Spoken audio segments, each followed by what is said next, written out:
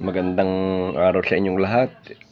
May ipapakita ko sa inyong gamit na ito raw hindi pa ako pinapanganak ay ginagawa na ito. Ayan, ito po yung aming dati aparador ng damit. Yan. Ngayon ay aparador ng kasangkapan.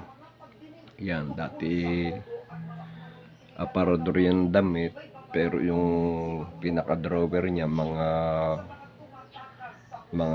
dokumento at mga papel ang laman noon.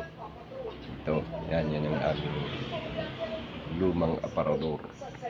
Dating aparador, ngayon lagayan ng mga kasangkapan.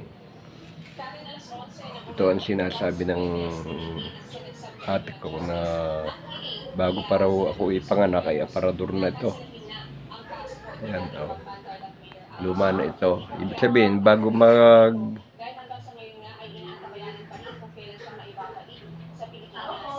1968 ay ito'y aparador na. Ayan, tignan mo. Ayan, napaka luma niyan. Ayan, tingnan nyo mabuti.